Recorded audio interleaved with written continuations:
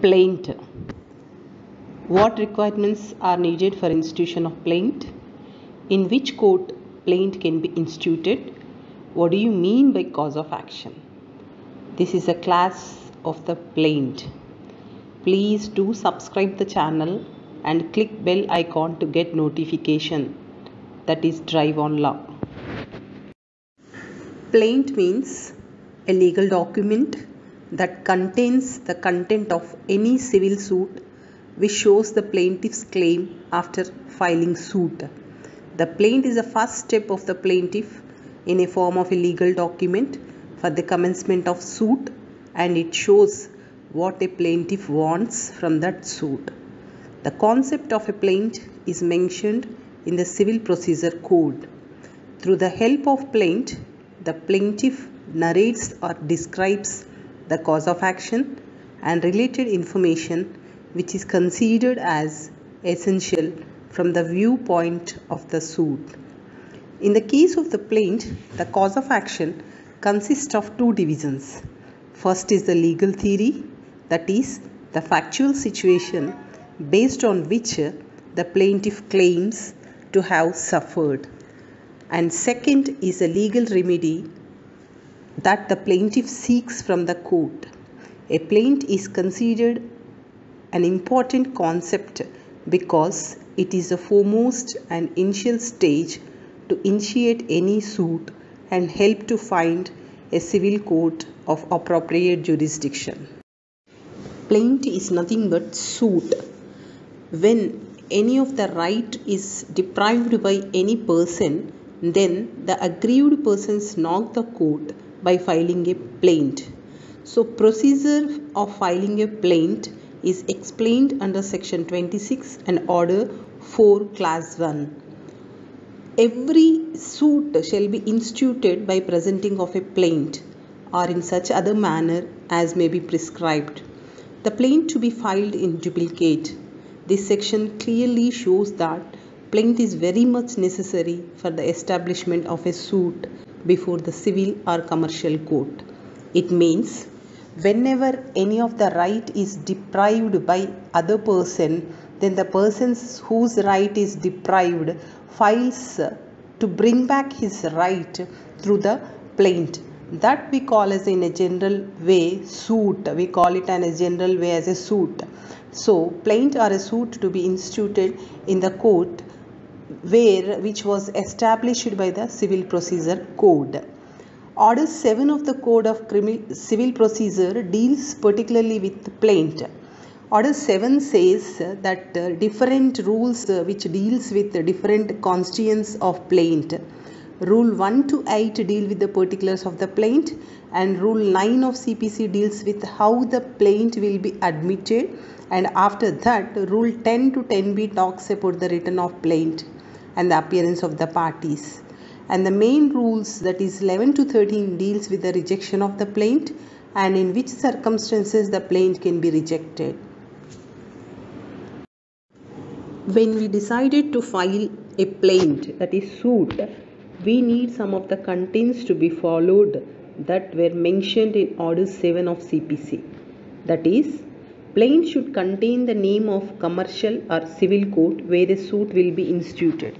It means wherever I intend to file the plaint, I have to mention the court name on the above of the plaint, means on the first line of the plaint. Plaint should contain the details of the plaintiff, means plaintiff means the person who is filing the suit. Plaint is called as a plaintiff. The names of the particular person and address and description should be mentioned in the plaint. And other thing, that is against to whom the plaintiff is filing the case, that person we call as a defendant, and here we have to mention the names, resident and description of the defendant also. Other thing is, when a plaint has some defects, means if the plaintiff is a minor or if not insane person or if not other disability, then he has to mention the particulars of the disability or if not minor. So if in some cases if he is a minor, then his legal heirs comes into the main track and filing of the case on behalf of the minor. So this we have to mention in the plaint. Plaint should contain the facts due to the cause of action arises, and where the cause of action arise should be mentioned. Cause of action means I'll explain following the session. Cause of action means where the incident has taken place. So he has to mention that cause of action which is required and which is the main theme of the filing of the suit. Plaint should not only mention facts due to which cause of action arise, but also those facts which help in recognizing the jurisdiction. Means by cause of action shows about the jurisdiction also, jurisdiction point also. So because of that, cause of action plays a major and primary role in filing of the plaint. Plaint should also contain about the relief which the plaintiff seeks from the court. If any of the plaintiff is coming and knocking the doors of the civil court from some relief, he has to ask the court that what relief he wanted to seek from the court, what laws he has got, and why he approached the court. So that is the mandatory thing he has to mention in his plaint. When plaintiff is ready to set off a portion of his claim, set off means if, for example, I give one example for you. A and B are the friends. A given the hand loan to B for an amount of 1 lakh rupees. In the meantime, for the rate of interest of 2% for the rupee, that was scheduled and written in the promissory note. B is the friend who said that he'll return back the amount within the 1 year. So in the meantime, B paid some part payment, means that is part payment is 30,000. So still 70,000 is left to pay. While when the A approached the B for repayment of the 70,000, B showed disinterest and he lifted his hands stating that at present he does not have the money. Then A wanted to file the promissory note suit, that is money suit. So when he is filing the money suit, he wanted to set off the portion of his claim, means the promissory note is for the 1 lakh rupees. So here he wanted to give the clarification for the court that B already paid 30,000 rupees. So he want to set off the particular amount and he wanted to claim only for the 70,000. That we call as a set off, and that should be also mentioned in the plaint. Plaint should contain a statement of the value of the subject matter of the suit. Means in the what property, means how much value the property consists of, we have to mention. That will be useful for the payment of court fee also. As per the property value only the courts collect the court fees. So it will be useful for collecting of the court fee also. And finally he has to give the oath that whatever the contents which is mentioned in the plaint are true and correct. So finally he himself agrees for that and put the signature on the plaint. It shows that the plaint is necessary component for the successful initiation of suits in commercial or civil courts and plays a very vital role throughout the suit. Some additional particulars which are not mentioned above include the following. Plaintiff shall state exact amount of money to be obtained from the defendant as given under Rule 2 of Order 7. It means when the plaintiff is going to file the case, civil case for the money suit, then he has to mention the exact amount what he is intended to bring back from the defendant. That according to the procedure established, that is Order 7, Rule 2. And where if he is filing for the immobile property, he has to mention the particulars of the immobile property, that is boundaries, or if not value of the property, or if not sketch or plans, or if not any of the particulars of the property, that he has to mention. That was established under Rule 3 of Order 7. In which court plaint can be instituted? So here 3 jurisdictions are mentioned, that is territorial, or we call as a geographical jurisdiction, and pecuniary jurisdiction, subject matter jurisdiction. Territorial or geographical jurisdiction means every court which is located in a particular place, the law is fixed that the particular place jurisdiction comes to the particular court. So behind that, if the issue was happened if any of the cause of action was happened in the particular territory, then the aggrieved person, that is plaintiff, has to file his suit in that particular geographical court only. He should not go behind the court and file. So because the statutory already fixed the territories, means territorial jurisdiction, so that we have to file. For example, a district judge has the jurisdiction over the territory within a particular district. Means if the district judge is there, particularly if we take example of Rangareddy court, if the issue was happened in the jurisdiction of the Rangareddy court, then the land issue dispute has to be put before the court of that jurisdiction. So that we call. And when we take about the High Court also jurisdiction, only the territory of that particular state High Court has the jurisdiction. Behind that, High Court does not have the jurisdiction. Next is the pecuniary. Pecuniary is nothing but the monetary jurisdiction. Monetary jurisdiction means statutory fixes some amount of the particular courts.